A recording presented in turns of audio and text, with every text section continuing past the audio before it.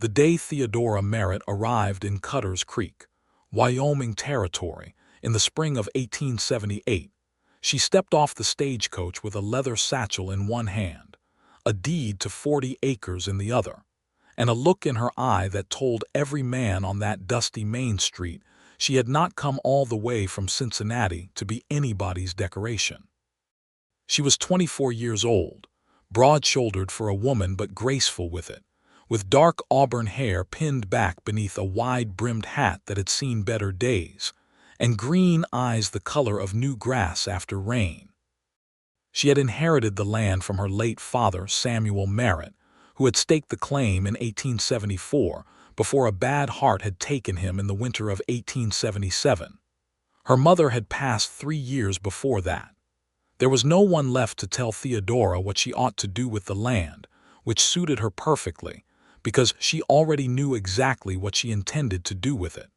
She was going to farm it. The townspeople of Cutter's Creek watched her walk the length of the Main Street, toward the land office with the particular kind of attention that small frontier towns reserved for things they did not understand. A woman alone with a deed, asking about soil quality and water rights in the proximity of her parcel to Bitter Creek, was not something Cutter's Creek had encountered before. Gerald Hollies, who ran the land office out of a cramped room beside the general store, pushed his spectacles up his nose and read the deed 3 times before he accepted that it was legitimate. "You'll be farming it yourself?" he asked, with the tone of a man asking whether she intended to fly. "That is what I said," Theodora replied. "Miss Merritt, this is rough country. The winters. I grew up reading every letter my father wrote about this land, Mr. Hollies. I have read every agricultural pamphlet the Ohio Farmers Association has published in the last 4 years. I have also driven a plow, mucked a barn, and helped deliver a calf in a thunderstorm. So yes, I will be farming it myself." Gerald Hollies stamped her papers with the slow, reluctant movements of a man who had run out of arguments but hadn't run out of doubt.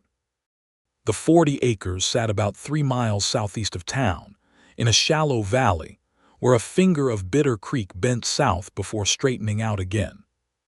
The land was good. Her father had written that in every letter, that the soil was dark and deep, and the creek ran clean, but it had been sitting untouched for 4 years.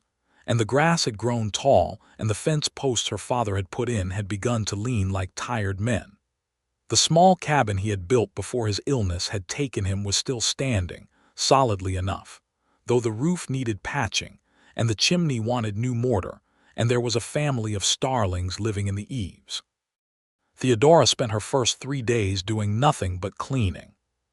She swept out the cabin, rechinked the log walls, replaced 2 rotted floorboards she found in the supply pile her father had left stacked under a tarpaulin behind the structure, and climbed onto the roof with a bucket of mixed mortar to seal the chimney. She frightened the starlings away with a great deal more noise than she would have liked, apologized to them in a low voice when she felt foolish about it, and then climbed down and cooked herself a meal of salt pork and cornbread on the newly functional stove and felt, for the first time since her father's death, that she was somewhere she was meant to be. On the 4th morning, she walked her property lines. And on the eastern boundary, where a wooden fence post had collapsed entirely into the tall grass, she found that a section of her fencing had been pushed aside not by wind or weather but deliberately, and that about 15 of someone's cattle were grazing peacefully on the eastern third of her land. She stood looking at the cattle for a long moment. They were Herefords, well-fed and healthy, with a brand on their flanks she didn't recognize, a double S inside a circle. She turned and looked toward the east, past her property line, and saw land that rolled out in long, wide ranges where more cattle were visible in the distance, and beyond them, maybe half a mile off, a homestead that was considerably larger than her cabin. A proper ranch house, with a barn and a bunkhouse and a windmill that was turning slowly in the morning breeze. She put on her hat, tucked the deed into her coat pocket, and walked east. The yard of the Stone Ranch was orderly in the particular way that spoke of serious intent rather than performance. The barn was freshly painted a deep red, The fencing around the paddock was straight and well-mended, and 3 horses stood in the paddock looking at her with the mild interest of animals who were used to things arriving and departing. A ranch hand she passed near the water trough gave her a startled look, and then pointed her toward the barn when she asked for the owner, and that was where she found Wallace Stone. He was on one knee in the barn's main aisle, examining the near foreleg of a bay gelding, running his thumb carefully along the cannon bone, with the focused attention of a man who was genuinely concerned about what he was feeling there. He was 30 years old, lean and weathered in the way that men who worked outdoors became not wiry, but spare, as though everything unnecessary had been burned away by sun and labor and left only what was essential. He had dark hair that curled slightly at the temples where sweat had dried, and he was wearing a canvas work coat over a collarless shirt, and he had not yet looked up. "Mr. Stone," Theodora said. He looked up then. His eyes were a deep, unusual color, somewhere between brown and amber, like creek water in autumn. He registered her presence with a stillness that was not unfriendly, but was also not immediately warm, the careful assessment of someone who had learned to read situations before reacting to them.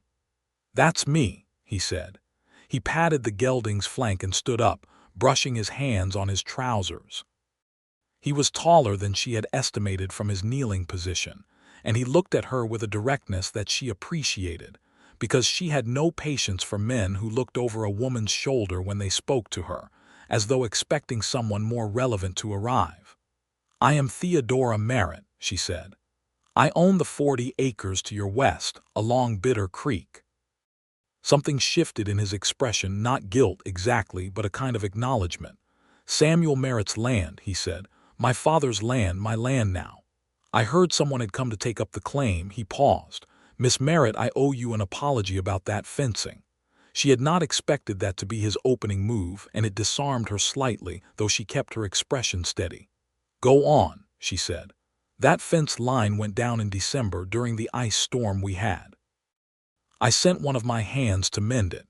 He did a poor job of it, and I didn't ride the boundary myself until February, by which point the cattle had been grazing over into your land for weeks. I should have come by to notify whoever held the deed, and I didn't. That's on me." He said it plainly, without excessive self-flagellation, but also without minimizing it. Theodora studied him for a moment. "How many acres do you think they covered?" "The eastern third of your property, roughly. Maybe 12, 14 acres. That's what I estimated." She pulled the deed from her coat pocket and unfolded it on a nearby hay bale. Though she didn't ask him to look at it, she simply oriented herself. "I'll need that fence mended properly before I begin working the land. I'll also need those cattle moved today." "Done," he said, without hesitation. She looked at him. "Just like that?" "Just like that. They're my cattle. They were on your land without permission, and the fence was my responsibility to maintain. I don't see what there is to negotiate." He paused. "I'll ride the boundary with you this afternoon if you'd like, so we can agree on the exact line. I can have 2 men on that fence by noon." Theodora refolded her deed. She had come over here braced for an argument.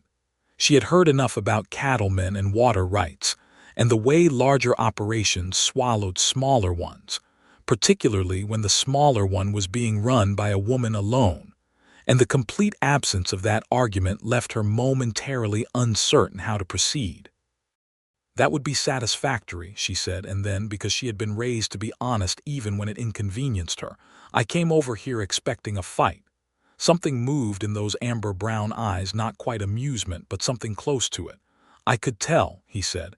"You walked in here like you were ready to go to war." "I was." "Good to know the weapons aren't always needed." He held out his hand. "Wallace Stone. And I mean the introduction as a proper one this time, not just a confirmation." She shook it.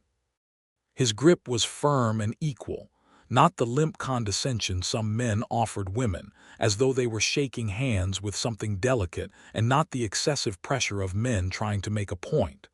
Just a solid, honest handshake. "Theodora Merritt," she said again, "though you already know that."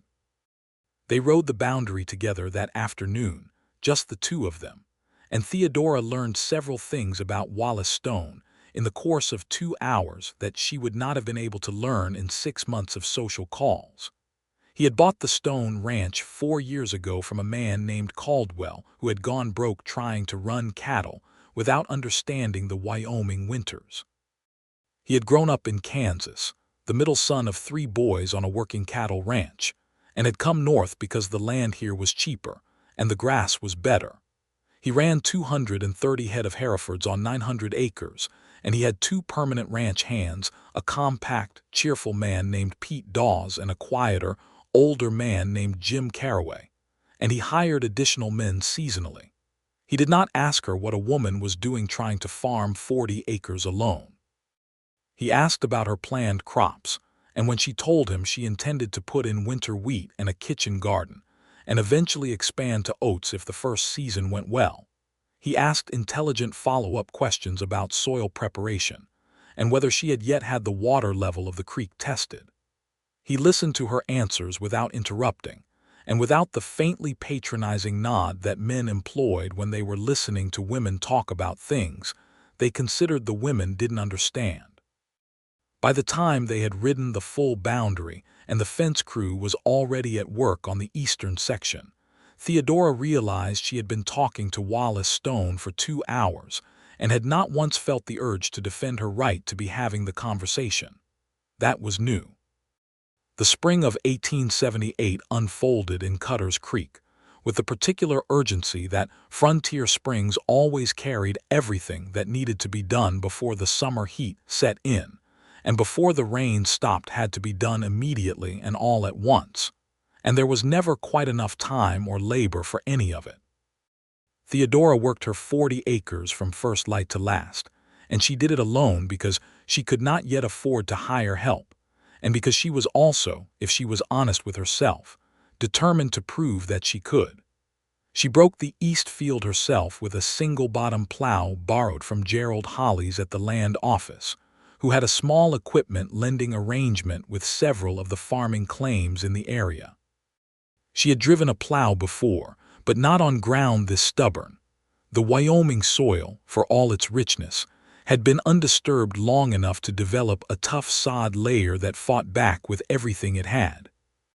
By the end of the first day, she had turned perhaps 2 acres and her shoulders felt like they had been taken apart and put back together incorrectly, and she had blisters rising on both palms.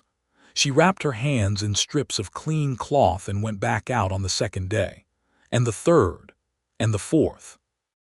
Wallace Stone came by on the 5th day, not intrusively but on a legitimate errand.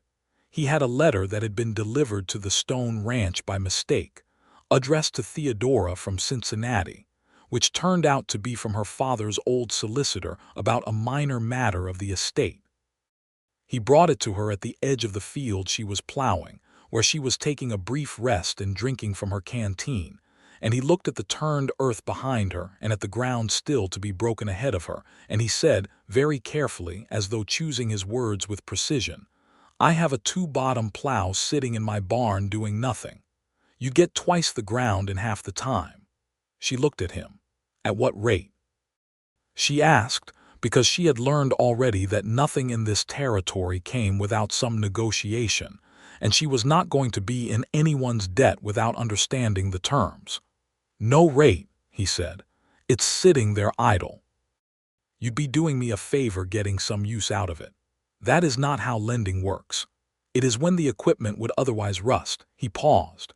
"Miss Merritt, I'm not trying to put you in my debt. I'm trying to make a practical suggestion." She studied him. He had a way of holding himself still when he was waiting for a response, not rigidly, but with a kind of grounded patience that she found simultaneously disarming and trustworthy. "All right," she said. "But I'll pay you back in kind at harvest if the season goes well, a portion of the grain. You don't have to. I know I don't have to. That's why I'm choosing to. Those are my terms."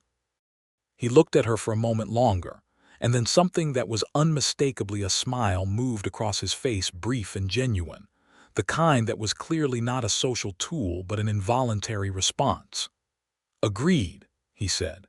He brought the two-bottom plow the following morning, and with it, because it required calibration and he wanted to make sure she knew how to adjust the depth plates properly on the Wyoming hardpan, he stayed for an hour to show her the mechanics of it. He did not offer to plow for her. He showed her how the equipment worked, and then he stepped back and watched her run the first furrow with it. And when she completed the row cleanly and turned the team at the end without trouble, he said simply, "You know what you're doing." And it was not a compliment so much as an honest acknowledgement, which she valued considerably more. The weeks that followed established a pattern that neither of them quite planned and both of them noticed. Wallace Stone had legitimate reasons to pass by Theodora Merritt's property. His east range ran parallel to her western boundary, and the creek they shared as a water source meant occasional conversations about flow rates and seasonal levels were a practical necessity, not a social nicety. But the conversations lengthened. The brief exchanges at fence lines became longer discussions at the gate of her small paddock, or at the edge of the newly plowed field, and once, memorably, a 2-hour conversation on the steps of her cabin porch as a thunderstorm rolled in from the west and pinned them both in place, and neither of them seemed to mind being pinned.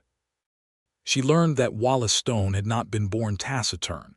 He had been made careful by experience. His father had been a man who shouted rather than spoke, and Wallace had learned early that quiet had its own kind of power. He read when he could, which was not often, but the small shelf inside the ranch house held Dickens and a battered copy of Thoreau's Walden, and a stock almanac that he treated with equal reverence. He had an opinion about crop rotation that she did not entirely agree with, and when she said so, directly and without softening it, he argued back not defensively, but with engagement, like a man who was pleased to be challenged and intended to either change her mind or have his own changed. She argued her point about winter rye improving the soil nitrogen content before a wheat planting, and he countered with his own experience of the hardpan breaking up better under oats the first year, and they went around on it for 40 minutes in the rain and ended up splitting the difference, which was, Theodora thought later, a genuinely good resolution, because the hybrid approach she would actually use turned out to be better than either of their original positions. She did not let herself think, in those early weeks, about what the conversations felt like beyond their surface. She was a practical woman who had come to Wyoming Territory to work a claim and build something real, and she did not have the luxury of distraction. But she was also honest enough with herself to notice, on an evening in mid-May when Wallace's horse had thrown a shoe half a mile from her property, and he had walked in leading it, looking tired and faintly irritated at the inconvenience, and she had brought him a cup of coffee on the porch while he waited for the shoe to be reset. She was honest enough to notice that the sight of him sitting on her porch steps with his hat in his hands and the evening light falling across his face had produced, somewhere in her chest, a warmth that had nothing to do with the coffee. She took note of it the way she took note of weather patterns and soil conditions, as a piece of information that was relevant and ought to be factored into her understanding of the situation. And then she went back inside and did not think about it further for approximately 3 days, at which point she thought about it again. The trouble with Cutter's Creek, Theodora discovered in May, was a man named Harlan Dupree. Harlan Dupree ran the largest ranch in the valley, 1,200 acres, 400 head of cattle, a crew of 7 men, and had, apparently, made the habit of his success out of acquiring smaller landholdings whenever the opportunity presented itself. He had a legal operation, as far as anyone could prove, but he had a gift for making that operation feel like pressure to the people around him. He called on Theodora on a Wednesday afternoon in early May, arriving with 2 of his men and a pleasant expression that did not reach his eyes. He was perhaps 50, thick through the shoulders, with silver hair and the polished manners of a man who had been born to something better than he had achieved and resented it. He sat across from her at her kitchen table and told her with great charm that her 40 acres were a hardship on a woman alone, and that he was prepared to offer her a fair price to take them off her hands. "They are not a hardship," Theodora said. "Miss Merritt, the winters here, Mr. Dupree, I am 24 years old, not 12. I understand about winters." She kept her voice level. "This land belonged to my father.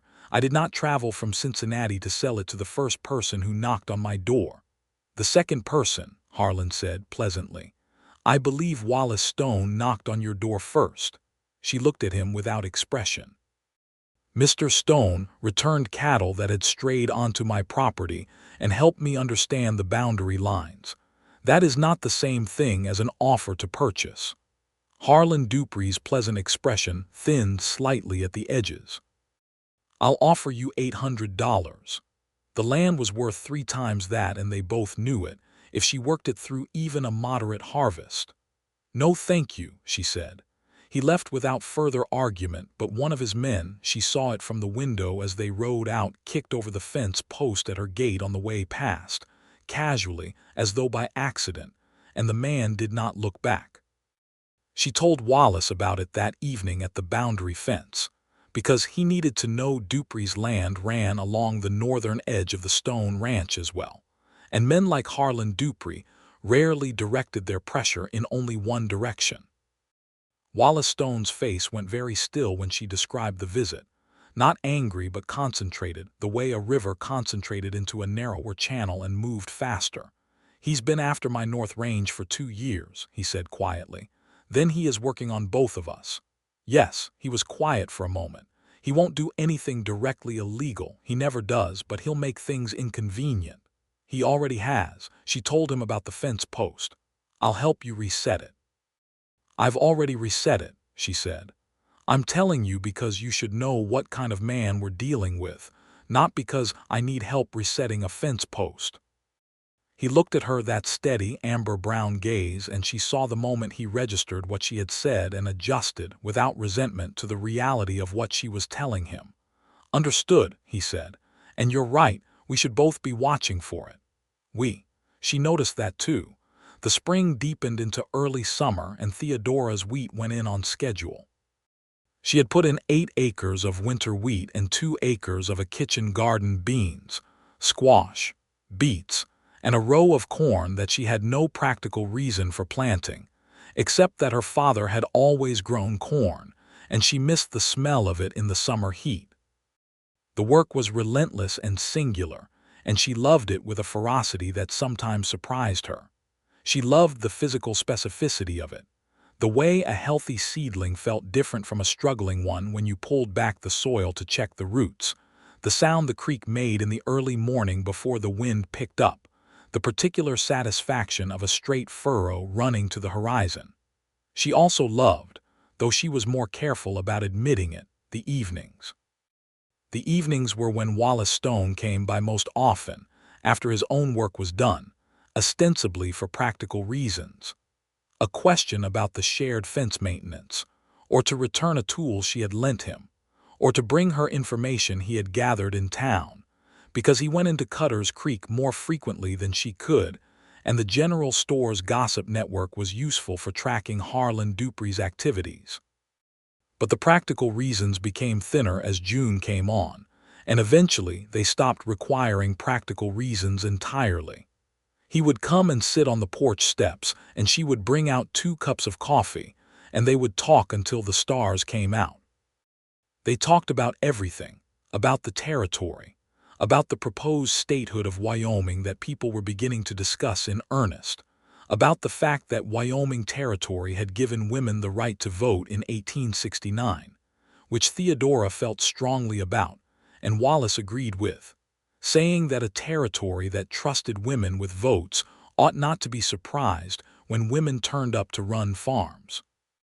They talked about their families, his father's rages and his brothers who had stayed behind in Kansas and were doing well, her mother's garden back in Cincinnati and her father's letters, those careful, loving letters that had mapped out this land for her long before she ever saw it.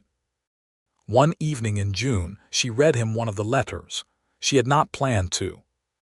She had gone inside to get her shawl because the evening had turned cool, and she had come back with both the shawl and the box in which she kept her father's correspondence, and she had opened it without quite making the decision to, and read him the letter from October 1875, in which Samuel Merritt had described the valley at harvest time as the most beautiful thing I have ever seen outside of your mother's face, Thea, and I wish every day that I could show you both.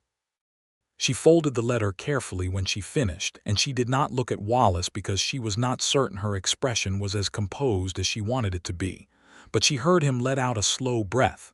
He loved this place, Wallace said. He loved it the way I love it, she said, which is why I know I'm doing the right thing. A moment of quiet.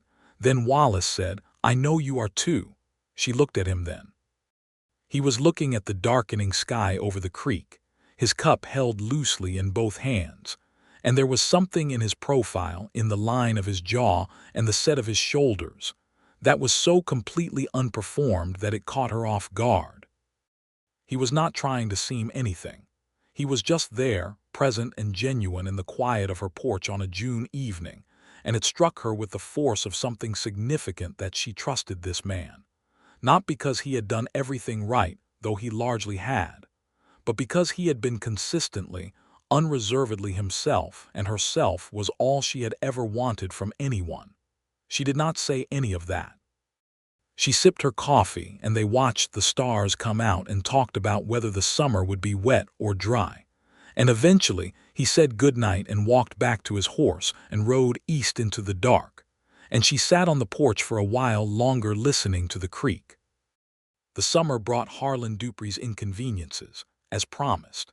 In July, 2 of Theodora's fence posts along the northern boundary were found cut, not broken, cut, with a tool and 3 feet of wire pulled away, and one of her cows had wandered through the gap and been found a mile north on Dupree land. Getting her back required a conversation with one of Dupree's hands that was pleasant in the way that a drawn blade was pleasant, functional, but designed to cut. There was also the matter of the water.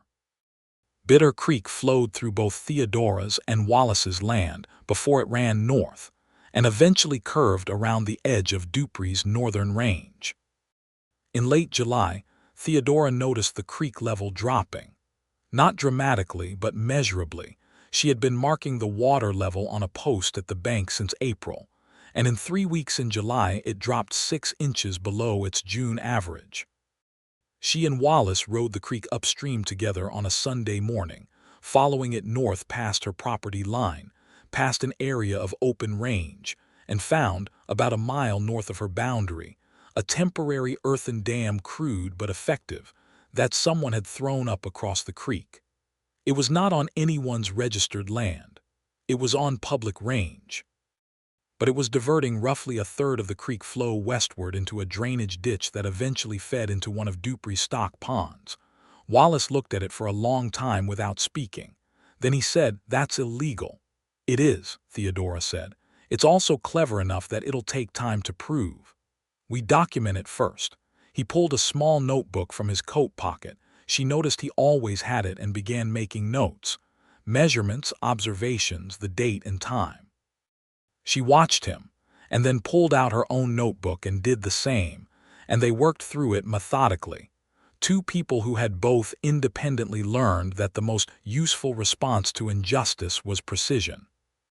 They took the documentation to the county seat together 2 days later, riding the 23 miles in Wallace's wagon, because Theodora's horse had developed a stone bruise in its left front foot and needed rest. It was the first time they had traveled somewhere together as a practical unit, and Theodora noticed, as they rolled out of Cutter's Creek onto the open road, with the morning spread out before them in long golden light, that sitting beside Wallace Stone on a wagon bench was more comfortable than sitting beside most people was in a parlor. The county land office took their documentation and opened an investigation, which meant Harlan Dupree would know about it within a week. On the drive back, Wallace was quiet for a while, and then he said, "He'll escalate." "Probably," Theodora agreed. "Are you frightened?" She considered the question honestly because he was asking honestly.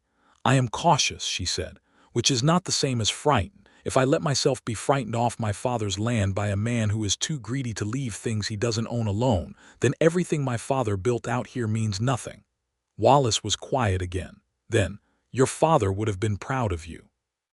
She felt the warmth move through her again, that same warmth she had been noting and filing, and not yet deciding what to do with. She kept her eyes on the road. "You didn't know my father," she said, but gently. "No, but I know what he built and I know who he raised." He paused. "That's enough." She did not look at him, but she did not look away from him either, which, sitting on a wagon bench, was functionally the same as looking directly at him. They rode the last miles back in a silence that was so thoroughly comfortable that it amounted to a kind of conversation.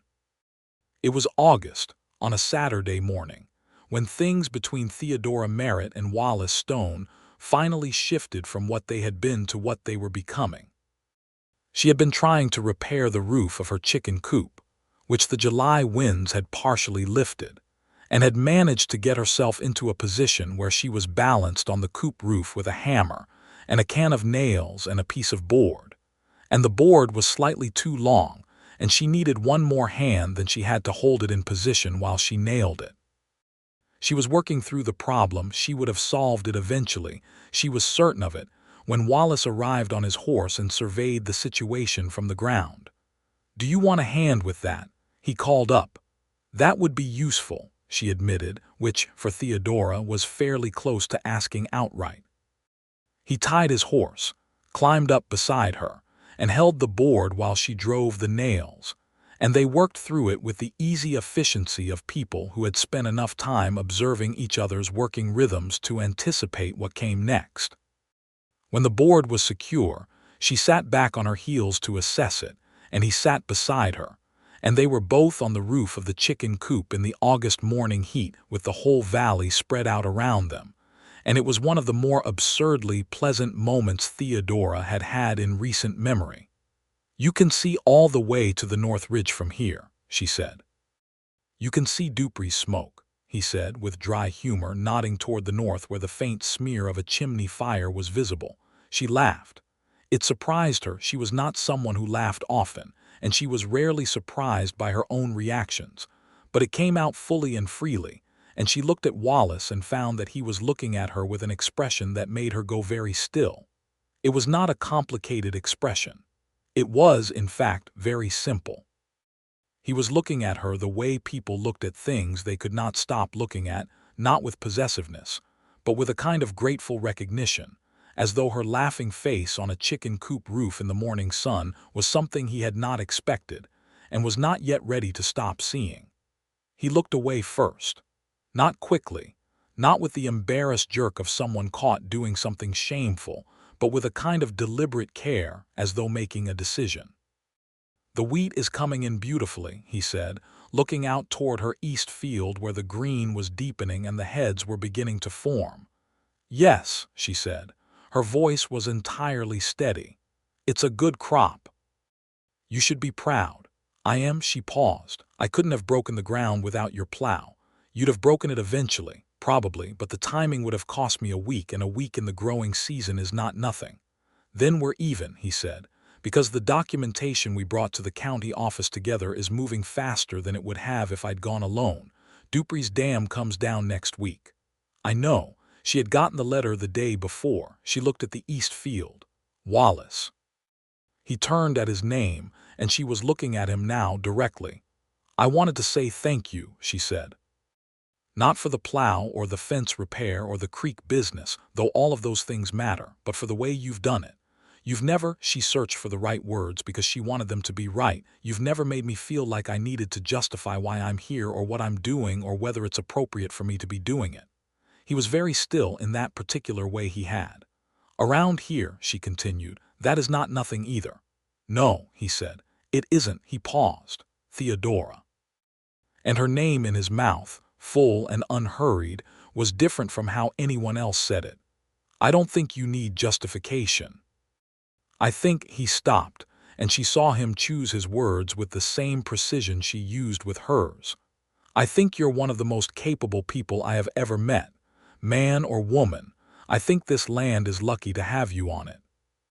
The August heat moved over the roof, and the chickens made their soft, indignant sounds below them, and somewhere out in the field, a meadowlark was running its whole repertoire, and Theodora felt the thing she had been noting and filing all spring and summer resolve itself into absolute clarity.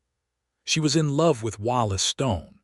She sat with that knowledge for a moment, not surprised by it exactly, but aware of its weight. Then she said, "I should get down from here before the afternoon heat gets worse," which was practical and true, and also, she suspected, transparent. But Wallace only nodded and climbed down first and offered her a hand at the bottom rung of the ladder, and she took it, and he held it for one beat longer than was strictly necessary before he let go. The wheat harvest came in the second week of September. She had 8 acres of winter wheat at a yield. She was genuinely proud of slightly above what Gerald Hollies's lending office records indicated for the area's average first-year crop. And she brought in most of it herself, cutting and bundling through 4 long days of September sun that left her sunburned across the nose and utterly satisfied. Pete Dawes, Wallace's ranch hand, came over the 3rd day unsolicited and helped her with the binding. He explained cheerfully, between cattle jobs for the afternoon, and his hands needed something to do. She fed him lunch and was grateful for the help and said so, and Pete Dawes grinned and said that Mr. Stone had mentioned in passing that the Merritt harvest was underway, and then had gone about his business, with the particular studied casualness of a man pretending he hadn't just arranged something. She said nothing about that to Wallace when he came by on the 4th evening to see the finished stacks. But she watched his face as he looked at what she had done: 8 acres of harvested winter wheat, stacked neatly and ready for the thresher. And the expression on his face was something she had no interest in examining too closely, because it made her feel things that were going to require a different kind of conversation than the one they'd been having for 6 months. She served him coffee and cornbread on the porch and honored her spring agreement by telling him she was setting aside a portion of the grain for him, which he accepted without argument this time. "Next year," she said, "I'm putting in 12 acres. You'll need better equipment. I know, I've been writing to an implement dealer in Cheyenne about a McCormick reaper." He looked at her. "Those are expensive. I have the harvest money and I'll save through the winter. If the terms are right, I'll have it by spring." She paused.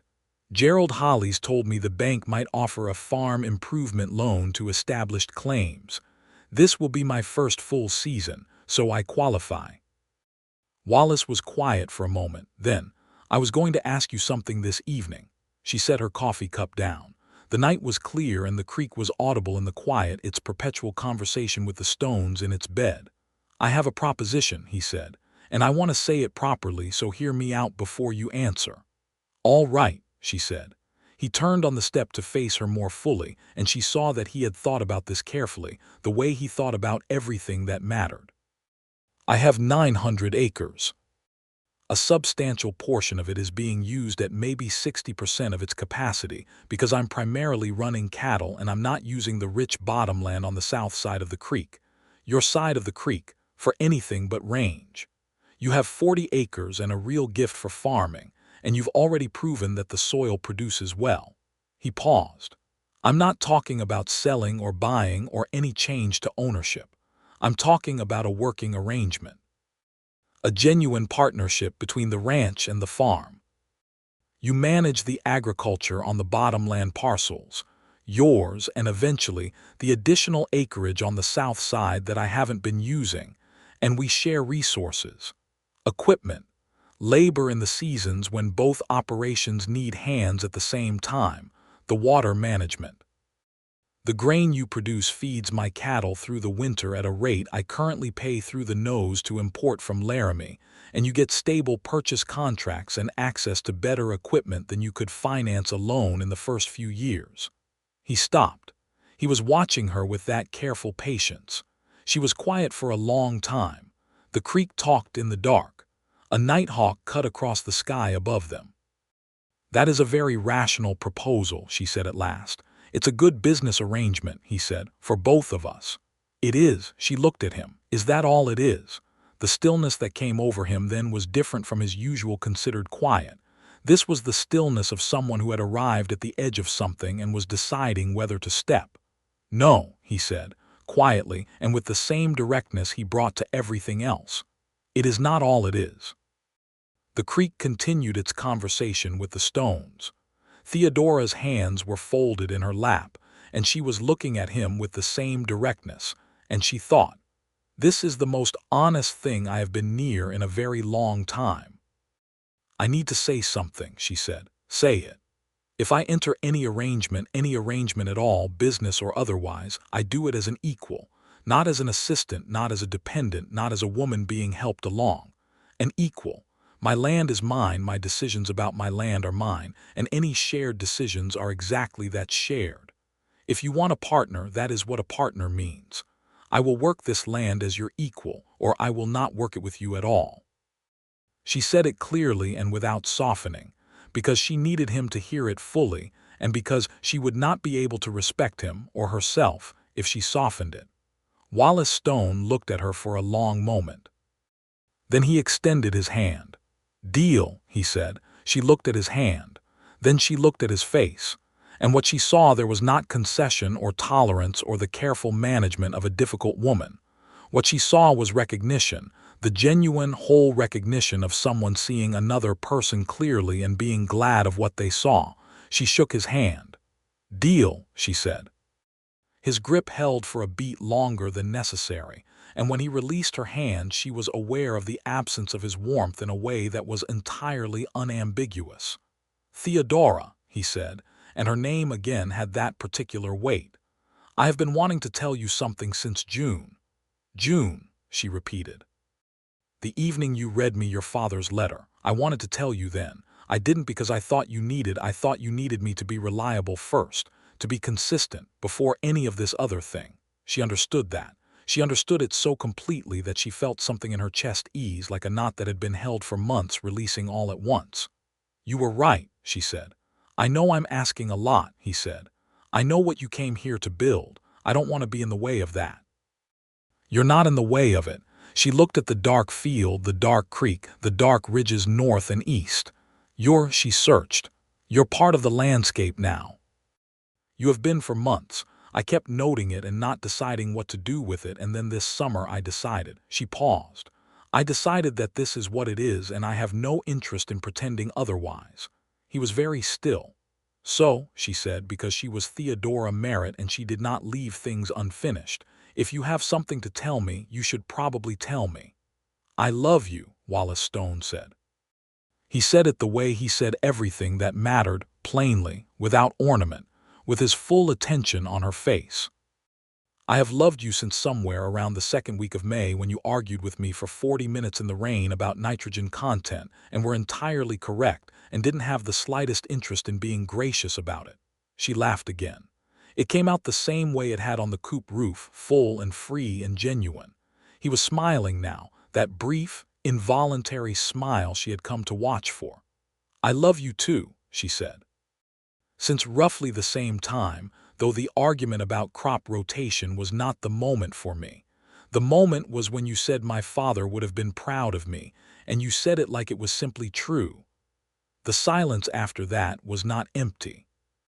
It was full of the creek and the nighthawk and the stars and the harvest smell of September grass, and the specific, irreplaceable presence of two people who had spent 6 months discovering each other with complete thoroughness, and had arrived together at this porch on a clear fall evening with nowhere left to pretend they were going." He reached over and took her hand, and she turned her hand over and held his, and they sat like that until the night turned cold, and it was the most natural thing in the world. The winter of 1878 into 1879 was the test of things. Wyoming winters were not suggestions. The first snow came in October, a tentative fall that dusted the ridges and melted by noon, but the second storm in November came in with serious intent and did not leave for 2 weeks. Theodora's cabin held, she had prepared it well, with fresh chinking and a winter's worth of firewood stacked in the lean-to and provisions from the general store in Cutter's Creek that she had calculated with precision. The wheat was in, the garden harvested and stored, the kitchen full of preserved vegetables and dried beans and smoked pork from the pig she had raised through the summer. But the cold was a different kind of labor. It was the labor of maintenance, keeping the fire in, keeping the animals fed, keeping the cabin livable, and it was relentless in a way that summer work was not, because summer work had evenings that softened, but winter in Wyoming had no softening. It simply was what it was all the time, and you either managed it or it managed you. She managed it. Wallace came through the worst of it twice a week, sometimes more, riding the 3 miles in conditions that she privately considered reckless and that he apparently considered routine. He brought extra firewood when her supply ran low, and she did not refuse it. She entered it in her ledger and totaled it against the grain arrangement, maintaining the accounts with the same rigor she brought to everything else. He brought news from town and once, memorably, a package from the Cheyenne implement dealer, the McCormick Reaper catalog she had written for, and she spent an entire evening in February poring over it by lamplight while he sat across the table reading the old copy of Walden he had lent her. And the domesticity of the scene was something neither of them remarked on, but both of them, she believed, felt. Harlan Dupree's dam had come down in September, removed by county order, and the water had been flowing normally since. The county investigation into his fencing practices was ongoing and had produced a formal warning and a fine, which Theodora had been informed of by letter and which Wallace had heard about in town. Dupree was not finished. Men like that were never finished until something stopped them entirely, but he was on record now, and that mattered. The winter was also when Theodora and Wallace began, with great care and mutual honesty, to talk about the future. They talked about it on an evening in January when the temperature outside was brutal and the fire was high, and they were drinking the strong tea she preferred to coffee in winter, and he had asked her, without preamble, what she wanted her life here to look like in 5 years. She told him.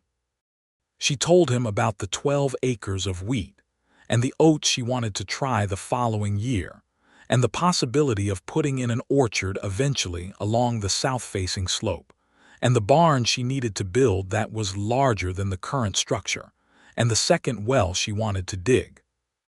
She told him about wanting eventually to hire a permanent farmhand, not because she could not do the work, but because she wanted to be able to think and plan and manage as well as work, and managing required some distance from the daily grind. He listened to all of it, and then he said, "That is a 10-year plan, not a 5-year one." Then I was being conservative. You're always conservative in your estimates. I'm always realistic. Which is the same thing for you. He set down his tea. What do you want that doesn't have a timeline? What do you want that isn't crops and acreage? She looked at him. The fire made complicated shadows across his face. What do you mean? I mean, he paused. I mean, is there room in this 10-year plan for something else, for someone else? She was quiet. The wind was at the windows, but the cabin was warm, and she was looking at the man she loved across a table, and the question was not a difficult one, only an important one. Yes, she said, there is room. There has been room since September, I think, possibly since June. She paused. Are you asking me something, Wallace? I am trying to, he said. I want to do it properly. You don't have to be elaborate about it. I know, but I want to be clear. He met her eyes. I want to marry you, Theodora. I want to build something with you, not take over what you're building, not subsume it into mine, build something alongside it. Something that's both of ours and neither of ours in the way that matters. He paused. I know what your terms are. I agreed to them in September, and I mean them. Equal. Your land is yours, your work is yours, your decisions are yours, and everything we decide together is decided together. I'm not asking you to give anything up. I'm asking if you want to add something. She sat with it. She had the habit of sitting with things, and he knew that, and he waited. Yes, she said. I want to add something. She looked at him steadily. I want to marry you. The smile that came over his face then was not the brief, involuntary kind she had catalogued all summer. It was full and unhurried, and transformed him entirely, and she thought she had never seen anything quite so unexpectedly beautiful as Wallace Stone smiling in firelight in January.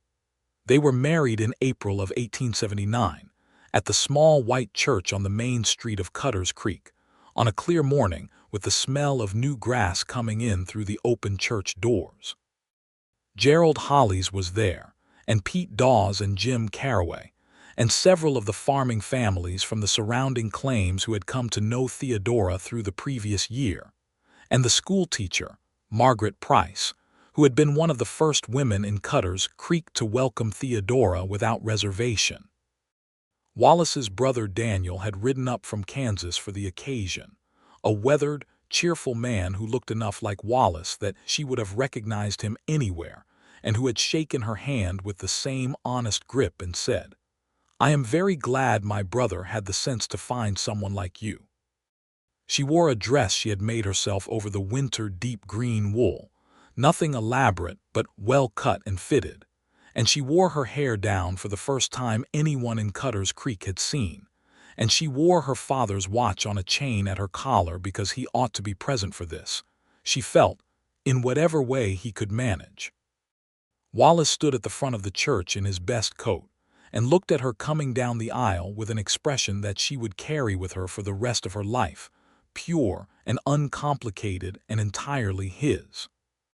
The minister asked the standard questions, and they gave the standard answers, and when it was done and they were walking back down the aisle as husband and wife, Pete Dawes cheered in a way that was extremely inappropriate for a church, and Margaret Price laughed and applauded, and the morning was everything a morning ought to be. The reception was a picnic on Theodora's land, their land in the practical sense now, though the deeds remained what they were and the accounts remained what they were, because those were the terms and the terms were right. Long tables in the yard with food contributed by half the attendees, and Pete Dawes turned out to play the fiddle remarkably well, and Daniel Stone danced with Margaret Price with the focused pleasure of a man who had not been to a dance in some time. Wallace found Theodora at the edge of the field in the late afternoon, where she had slipped away for a few minutes to stand in the spring quiet and look at the turned earth and the thin green lines of this year's wheat seedlings, just beginning to emerge. He came to stand beside her, and she leaned against him without thinking about it, and he put his arm around her, and they looked at the field together. 12 acres, she said. 12 acres, he confirmed. And the oats in the back field. And the oats. She looked at her land, their land, and also hers, which were both true and not contradictory, and felt the thing her father had described in his letters, the thing he had said was the most beautiful outside of her mother's face. She understood it now, standing here with the whole valley laid out in the April evening light, with the man she loved beside her and the earth she had claimed and worked beneath her feet. "We should go back to our guests," she said. "We should," he agreed. Neither of them moved for another few minutes. The summer of 1879 was the fullest season Theodora had yet lived. The expanded acreage ran her hard, 12 acres of wheat and 4 acres of oats, and the kitchen garden, and the constant maintenance of the irrigation channels she had designed over the winter to draw more efficiently from Bitter Creek. But she had help now in the form of a seasonal farmhand, a young man named Thomas Beckett, who had come from Missouri looking for work, and had turned out to be diligent and quick to learn. She taught him what she knew, and he absorbed it with the enthusiasm of someone who had found something they were actually good at. Wallace and she had formalized the partnership agreement. She had insisted on writing it down, properly, witnessed and signed, and the shared resource arrangement was functioning exactly as she had envisioned. His 2 ranch hands helped with the wheat harvest, and she paid their wages for those days from the grain account. Her oat harvest fed his cattle through the autumn, and he paid her the Laramie import rate, which was fair, and which they both knew was fair because they had looked up the figures together. There was a morning in July when she was working the irrigation channel near the creek, and she heard Wallace's voice before she saw him. He was talking to Thomas Beckett about something, and Thomas was asking a question about the cattle's winter feed requirements, and Wallace was explaining it patiently and well. She stood in the creek up to her calves, listening to this conversation happening between her husband and her farmhand on her land, and felt something so large and uncomplicated that she had no proper word for it. It was happiness. It was the kind that came from things being right, not perfect, but genuine, built on true foundations by people who had done the work. She also that summer began to understand that she was pregnant. She confirmed it in August. She was not given to uncertainty about her own body, and told Wallace on an evening in late August when they were sitting on the porch and the wheat harvest was in and the valley was gold and exhausted with the work of the season. He went very still. Then he turned to look at her, and she saw in his face the same thing she felt in her chest, that large, uncomplicated thing with no proper name. "Are you well?" He asked, which was the first question, and it was the right first question. "I am very well," she said. "Are you?" He paused.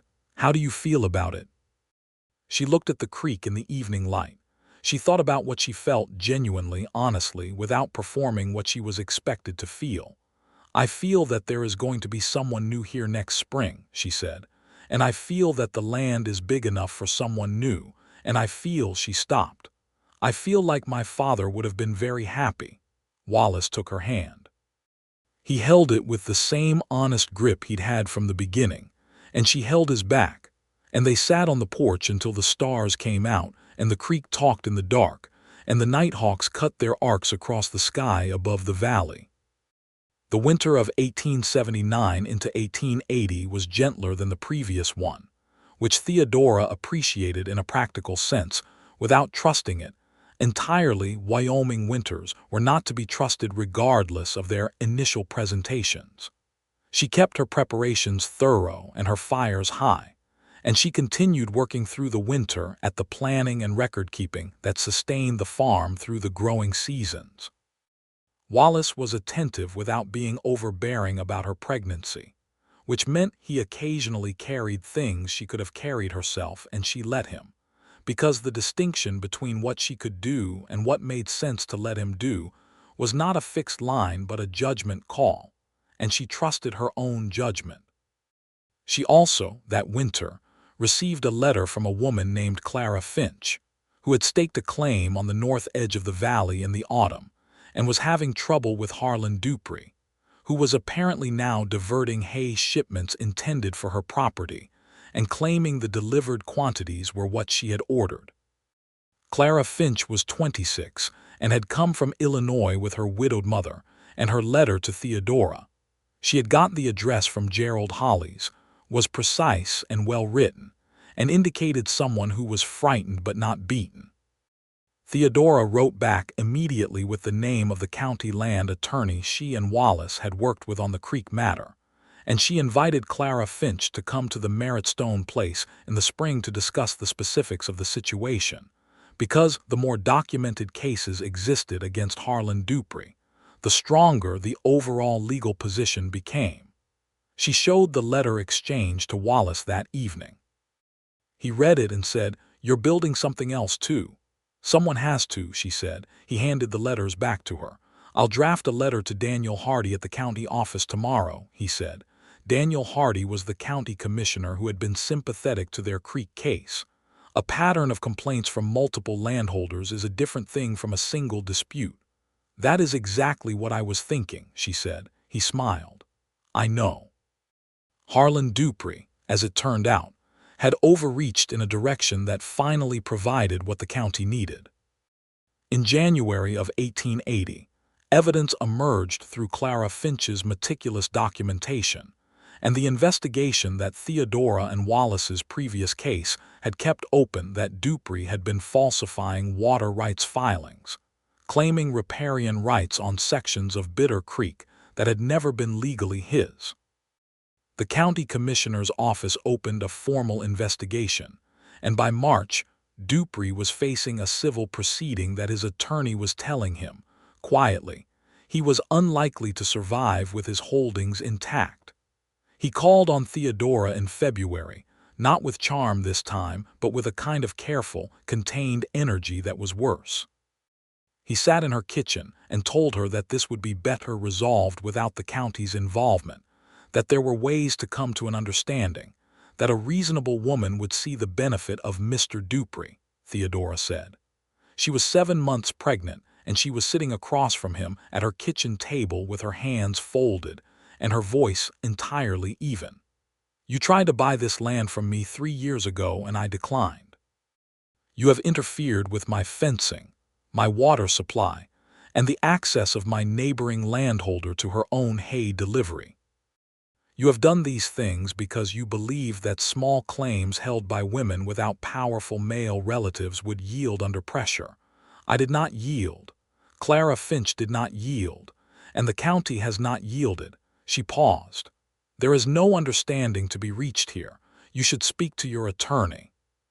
He left without further argument, and she heard later from Gerald Hollies that Harlan Dupree's attorney had indeed advised him strongly to negotiate with the county rather than fight, and that negotiations were ongoing. By summer of 1880, Dupree had settled the water rights case, paid substantial fines, and was operating under a county oversight arrangement that would last 5 years. He was still in the valley. He was not ruined, only constrained, but the era of his casual expansion at smaller landowners' expense was over.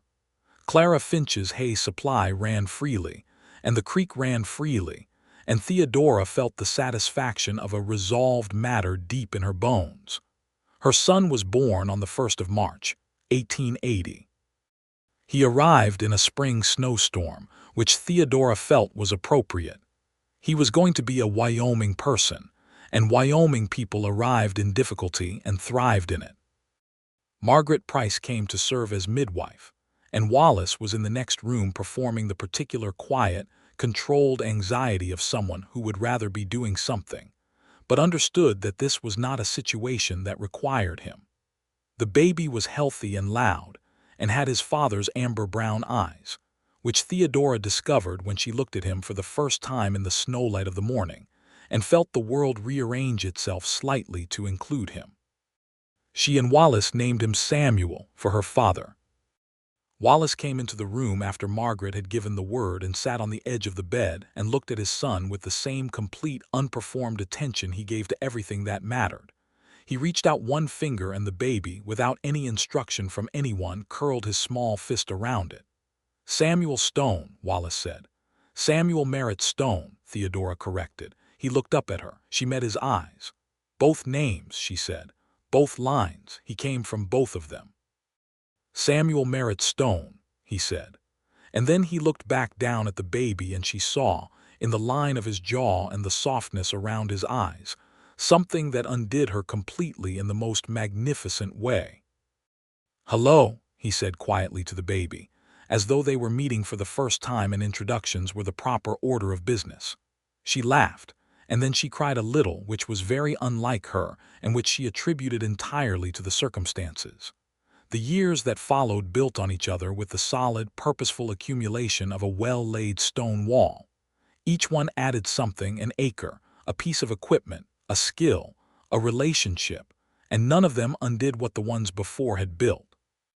The McCormick Reaper arrived in the spring of 1881, and Theodora ran it herself through its first harvest and wrote about it with great enthusiasm in a letter to the Ohio Farmers Association, who published her observations in their quarterly report.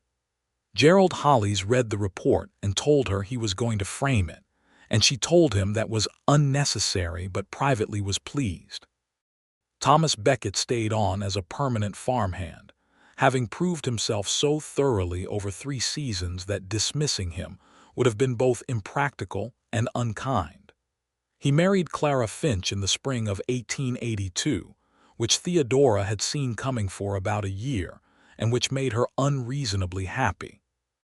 The Finch claim and the Merritt Stone operation developed an informal cooperation that benefited both, particularly in the seasonal labor exchanges that helped both harvests run on time. Clara came to Theodora one evening in the early winter of 1882 and asked her how she had managed in the beginning, how she had convinced the people here to take her seriously. Theodora thought about it for a long while before answering. "I did not convince them," she said. "I did the work." The work speaks for itself over time, and you have to be willing to wait for the time. Clara was quiet. "That is harder than it sounds." "Yes," Theodora agreed.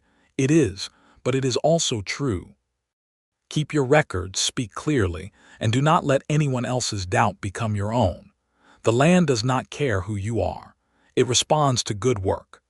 Little Samuel Merritt Stone grew through his first years with the particular energy of a child who has been given space to move and uses it comprehensively. By the time he was walking, he was following Wallace around the ranch with absolute determination. And by the time he was talking, he had opinions about the horses and the cattle that were, Wallace reported with great amusement, frequently correct. He was a serious child who broke occasionally into enormous laughter, which was so entirely like his mother that Wallace pointed it out regularly.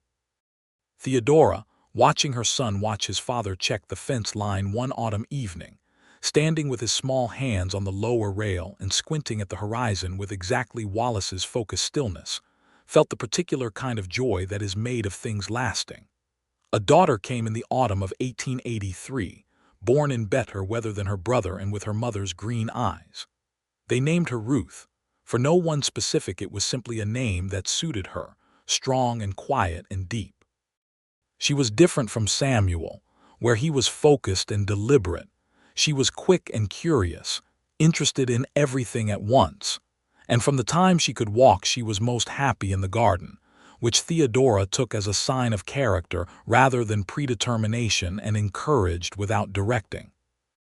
The spring of 1884 brought the news that the Wyoming Territory was formally taking steps towards statehood that now had serious congressional backing, and the matter of women's suffrage, which the territory had maintained since 1869, which was still remarkable, and which Theodora had thought about with pride every time she voted in territorial elections, was being fiercely defended by the women of Wyoming, who made clear they would not accept statehood at the cost of the vote they had already possessed for 15 years. Theodora attended every public meeting on the matter that she could reach in a day's ride. She spoke at 2 of them clearly, briefly, with the same precision she brought to everything. She was not an orator by temperament, but she knew how to say exactly what needed to be said and stop when it was said, and the women who heard her took notes. Wyoming would become a state in 1890, and when it did, it would enter as the equality state, the first state in the Union to grant women the right to vote. Theodora would live to see it, and she would bring both her children to vote alongside her on the first state election day. And she would think of her father and his letters and the dark soil of this valley, and the handshake on the porch on a September evening. But those years were still ahead. In 1884, the farm was prosperous and the ranch was sound, and Wallace Stone and Theodora Merritt Stone were 36 and 30 years old, and had been married 5 years, and the life they had built was layered and sturdy and entirely their own. There was an evening in the late summer of 1884 that Theodora thought of later as one of the perfect ones, not because nothing was hard, but because everything was present and right. Samuel was 4 and Ruth was 9 months old, and they were both asleep in the cabin, and Wallace and Theodora were on the porch after supper, with the last of the summer light going violet over the north ridge, and the creek audible in the quiet. Wallace had been reading. He was working through a new acquisition from the Cutter's Creek Lending Library, a collection of essays by a writer named George Eliot, whose work Theodora had recommended, and he had set the book down on the step beside him, and was looking at the valley with the alert, quiet attention he had when he was thinking something through. "What?" she asked, because she knew that look. "I was thinking about the first time you walked onto my property," he said, "and what you looked like." "I looked like someone ready for a fight," she said, which was what he had told her on the same day it had happened, years ago. "You did, but that wasn't what I was thinking about." He paused. "I was thinking about the way you looked at the land, when you unfolded that deed on the hay bale and oriented yourself, and then you looked east toward the creek and then north toward the ridge, and your face," he stopped. "You looked at this land like you belonged to it, Not like you owned it, like you belonged to it. She was quiet. I had never seen anyone look at land that way, he said. I knew it then. I told myself I didn't know it, but I did. The violet light moved over the north ridge and the creek talked, and from inside the cabin there was a small sound, the comfortable sound of a sleeping child turning in sleep, and then silence again. I did belong to it, she said. I still do. I know. He reached over and took her hand, and she turned her hand and held his, the way she had on the porch 6 years ago, the way she always did. So do I now. She leaned her head against his shoulder, and they sat in the last light, and the valley was full of everything they had made together and everything it had made of them. And the creek did not stop talking for a single moment, because creeks did not pause to mark the significance of things. They simply continued, endlessly and without judgment, which was perhaps the most honest commentary possible on the business of living. The decade that followed was not without its hardships. A drought year in 1886 that tested every farmer in the valley and required careful rationing and the renegotiation of water-sharing arrangements up and down the creek. A cattle disease that moved through the territory in 1887 and cost Wallace 30 head before he identified the source and isolated it. The terrible winter of 1886 to 1887, the one that old-timers would call the Big Die-Up, that killed thousands of cattle across Wyoming and Montana and sent more than a few ranchers into bankruptcy. The Stone Ranch survived the Big Die-Up because Wallace had hedged. He had been reading the signs in the summer, the excessive heat, the thin grass, the way the cattle were moving, and he had sold 100 head in September at prices he knew were below the peak, but above what he would get in the spring if the winter was what he feared. He had talked through that decision with Theodora at length, at the kitchen table with the account books open between them, and she had brought her harvest projections and her stored grain estimates, and they had worked through the numbers together, and she had agreed with his read of the situation. It was not the last difficult winter, and it was not the last decision they made together at the kitchen table with the ledgers open. It was one of many. The partnership they had formalized in a written agreement, and a handshake on a September porch in 1878 had proven over time to be exactly what they had intended it to be: practical and genuine, and built on terms they both kept without resentment, because the terms were right. Samuel grew toward adolescence with his father's steadiness and his mother's directness, which was, Theodora felt, the best possible combination, and which occasionally produced a child who was so clear-eyed and practical that it was slightly alarming. He began learning the accounts at 12, and the plowing at 13, and the cattle management at 14, not because he was pushed toward any of it, but because he was interested in everything that happened on the place and had a gift for understanding how the systems connected to each other, the grain and the cattle and the water and the land. Ruth grew up in the garden and in the kitchen, and also, to everyone's delight, on horseback, where she turned out to have a remarkable natural ease. She was not her mother's kind of practical. She was more fluid, more intuitive. But she was thoughtful, and she was strong, and she was, by the time she was 7, a recognizably Stone Merritt person.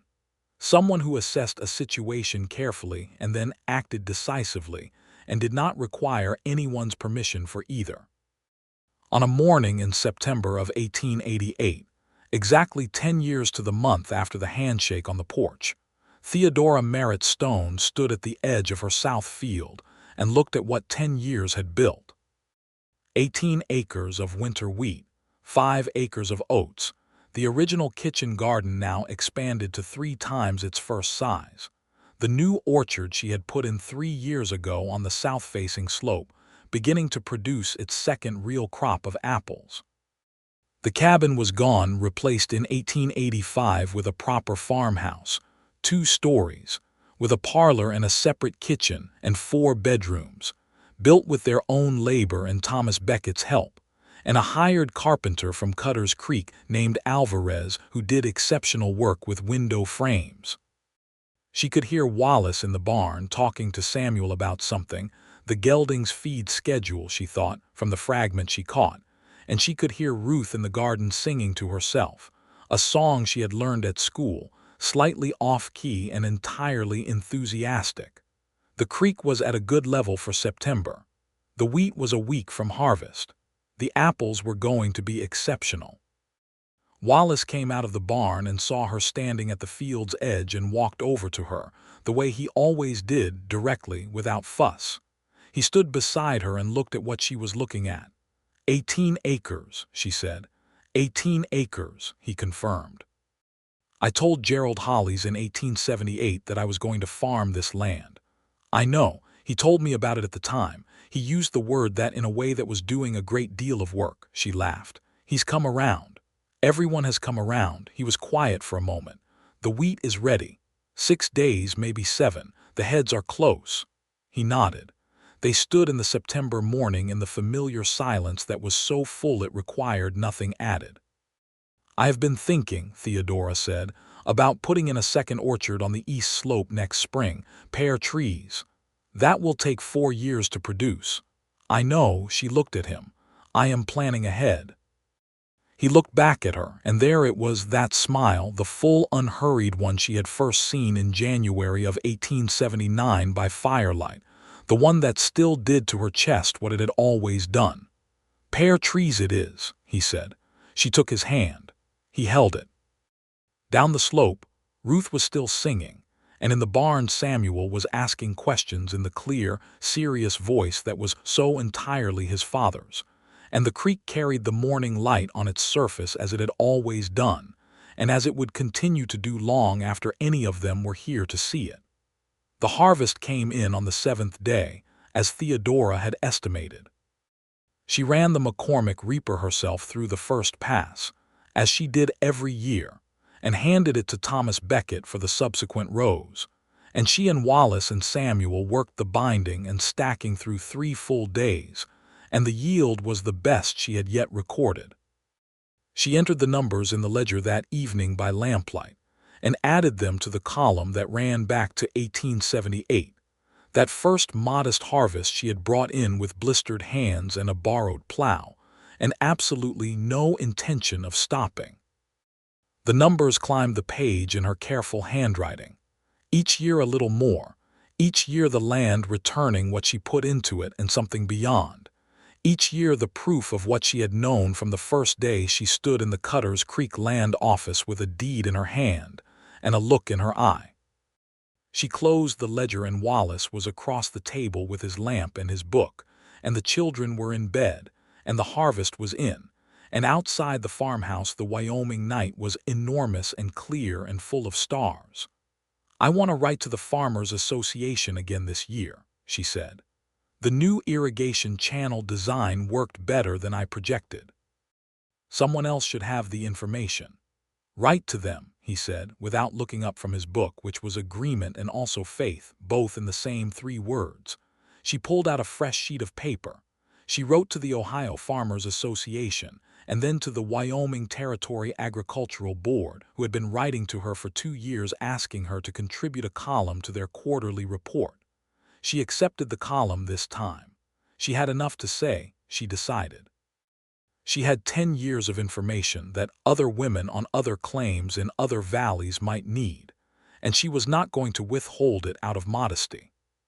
She wrote clearly and practically and with precision, and she did not soften the parts about what had been hard, because those were the parts someone alone on a new claim most needed to read.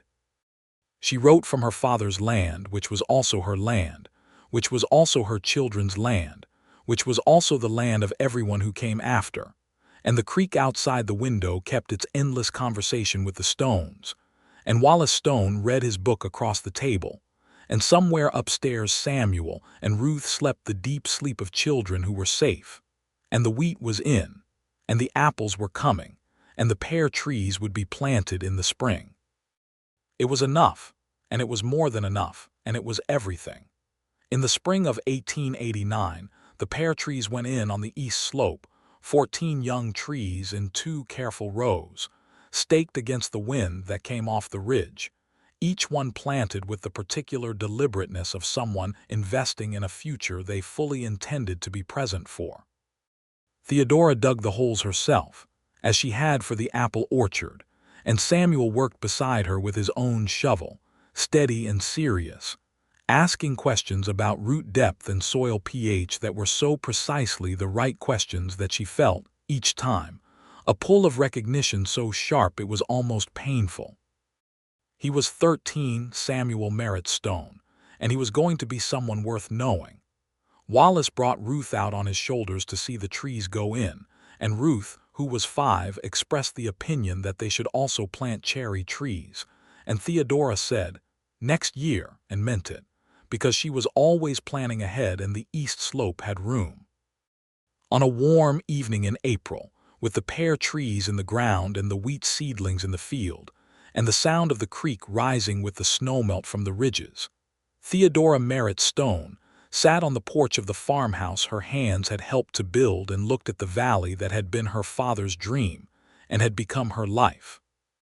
Wallace came out with 2 cups of coffee and sat beside her, and she took the cup from his hand and held it between her palms, and they sat in the easy silence of people who have spent 11 years building a vocabulary of presence together.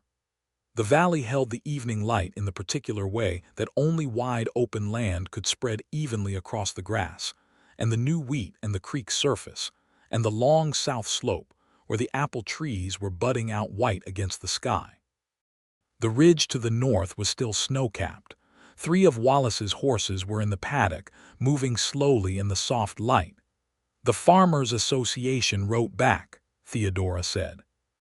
"They want to publish the full irrigation design document, not just the summary." "Good," Wallace said. "They also asked if I would speak at their autumn conference in Cheyenne." He turned to look at her. "Will you?" She considered it. "Yes," she said. "I think I will." She paused. "You'll have to manage the harvest without me for a week." "I have managed harvests before," he said mildly. "I know you have." She looked at the valley. "I want to bring Samuel. Let him see Cheyenne, see the conference. He's ready to understand the larger context of what we're doing here." Wallace nodded. "He'll ask every speaker 17 questions." "I know," she smiled. "That's why I'm bringing him." He laughed. She had always loved his laugh. It was rare enough to feel like a gift when it came. She leaned against him, her shoulder to his, and he put his arm around her the way he always did, and the evening settled over the valley like a promise being kept. The creek continued its conversation. The horses moved in the paddock.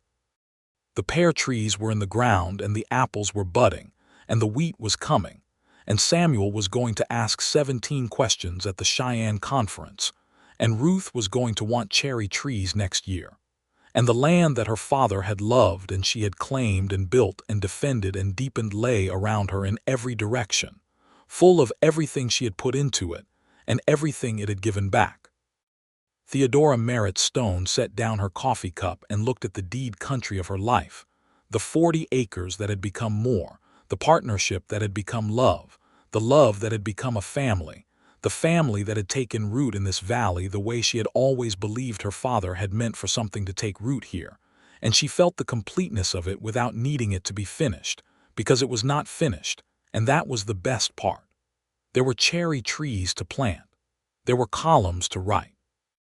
There were questions Samuel had not yet asked, and places Ruth had not yet ridden, and harvests that had not yet come in, and evenings that had not yet been sat through on this porch with coffee and the creek and the extraordinary, ordinary presence of the man she loved beside her. She picked up her coffee cup again. "Next spring," she said, "we plant the cherries." Wallace Stone, her husband, her partner, her equal, the man who had shaken her hand on a September porch and meant every word of what that handshake signified. Wallace Stone looked at the valley and then at her, with those amber-brown eyes that she had known for 11 years and would know for all the years that came after. "Next spring," he agreed. And the creek kept talking, and the stars were coming out one by one over the Wyoming Territory, and the valley held them both in the dark like it had always meant to.